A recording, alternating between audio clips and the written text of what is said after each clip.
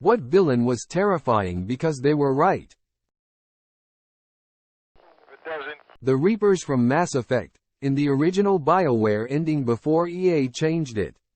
All they were trying to do was stop advanced races from using so much dark matter that they wiped out all life in the galaxy before other races were allowed to come along. If it wasn't for them, humanity wouldn't just not exist, but every species in the entire cycle, every species in every cycle, everyone would have died as the stars went out. This horrific fast heat death event, over the course of a few thousand years. Except a small group of Leviathans, in the early days of the universe, realized what was going to happen, and sacrificed their entire civilization to save all future life in the galaxy. And when Shepard destroys their ships in the third one, every one of those ships is a museum, a living record of every previous civilization, and they're destroying the only thing that was able to be left from them. To fight the Reapers is to fight against everyone who has ever lived and everyone who ever will live. The Reapers don't just have a point. They've saved more lives than we can even fathom. Their only flaw is that they were never able to find a solution that was better than wiping out civilization every few thousand years and preserving whatever they could find. The sharks from Sharknado. Can you imagine you're just swimming around, minding your own business? Then all of a sudden a tornado picks you up out of nowhere, drops you on land, and now you have to deal with Tara Reid. Yeah, I would start biting people too. Magneto is my favorite villain of all time. Every time his motives are brought to light I get that, yeah, I kinda get it, moment. None of you said the most terrifying one. Mojo Jojo from the Powerpuff Girls.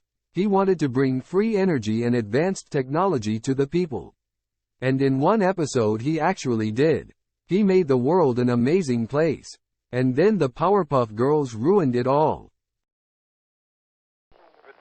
Scar. He only wanted to be king because he was a second male lion in the Pride.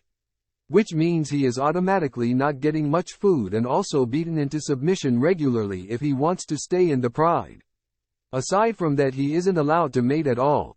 Only the king gets that. Can we really blame him? Also, he tried to eat Zazu and got in trouble.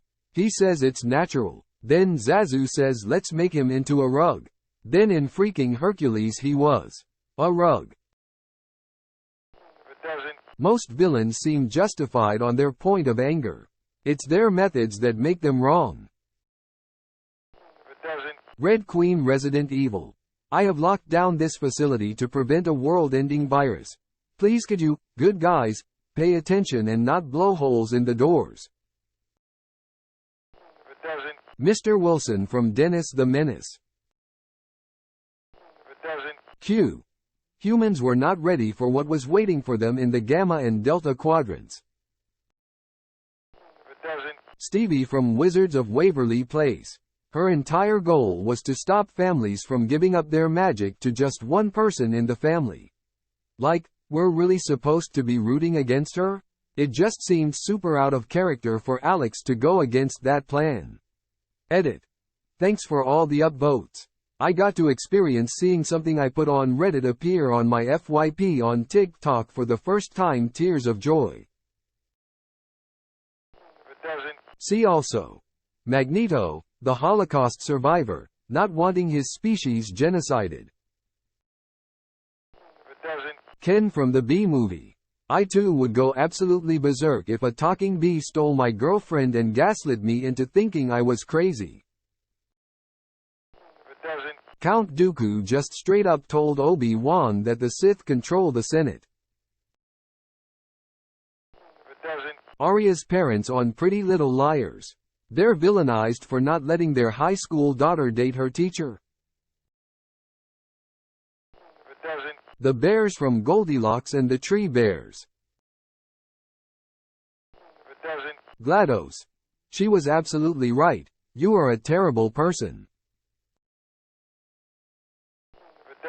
General Hummel from The Rock. The Hamburglar was just trying to save children from childhood obesity. Colonel Kurtz. We train young men to drop fire on people, but their commanders won't allow them to write fuck on their airplanes because it's obscene. The replicants from Blade Runner. Used as slaves and given artificially short lives. They just wanted to live and be free.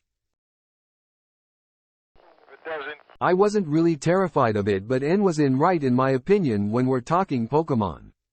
Dude thought getting these creatures and making them fight till one is knocked out wasn't that amazing of an idea, and it just made sense to kid me. That all said, I think N is a really interesting character that can be interpreted in many different ways. Of all the main leaders of these games, I think N had the best argument. It wasn't perfect though. I like N a lot for his character development. I agree with him at the end. Real Pokemon mistreatment should not be tolerated. But a Pokemon trainer simply using Pokemon in battles does not qualify as mistreatment, as the Pokemon is happy. The Pokemon like the trainers, that is the best you should wish for there. All in all, I wish Pokemon had good stories and characters like this again, tbh. King Kong. Not even because he was right. He was just alive, minding his own business, and blam. Taken out of his home and made to be the villain without any choice. A real good example of human nature. Edit a word. The mom in Mrs. Doubtfire.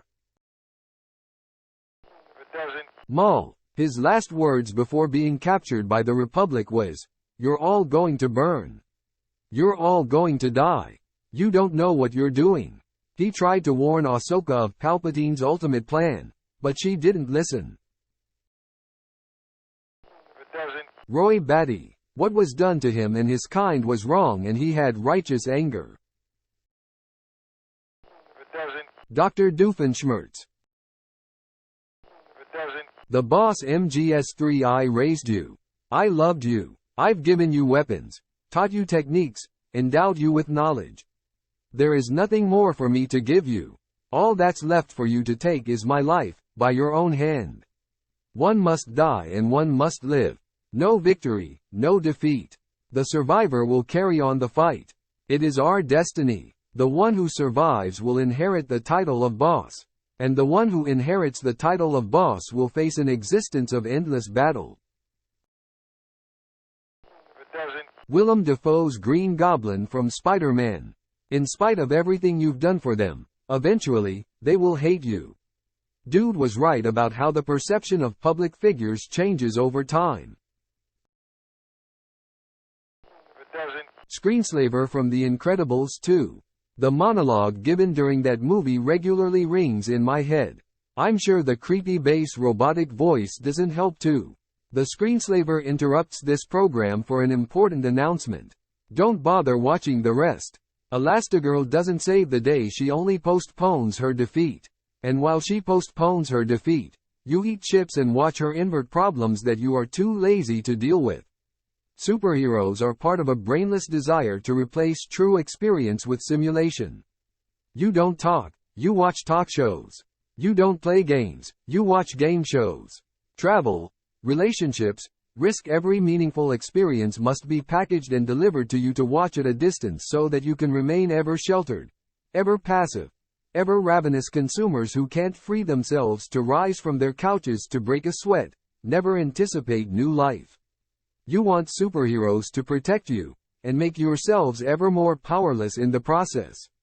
Well, you tell yourselves you're being looked after, that you're inches from being served and your rights are being upheld, so that the system can keep stealing from you, smiling at you all the while. Go ahead, send your supers to stop me. Grab your snacks, watch your screens, and see what happens. You are no longer in control.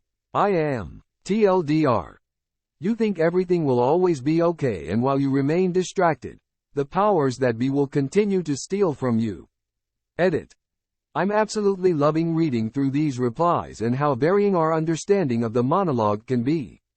It definitely was intended to reach all audiences to say, hey, whatever evil you've perceived as the problem and whatever super you perceived as the solution doesn't matter as long as you remain complacent. Just love it. Bobby Heenan spent the 80s telling us how awful and selfish Hulk Hogan was proven absolutely correct in 1996. In hindsight, Heenan was trying to save us all from the inevitable scourge of Hollywood Hogan. Frankenstein's monster, Adam, created by a short-sighted, arrogant doctor as the first of his race, then denied the opportunity to be part of a community of his own, man-made beings, or the human community. He only became monstrous after it became clear that Frankenstein would never create another of his kind, and was driven mad by his desire to punish Frankenstein's hubris. Where is Q from Star Trek? He introduced the Borg just to prove a point.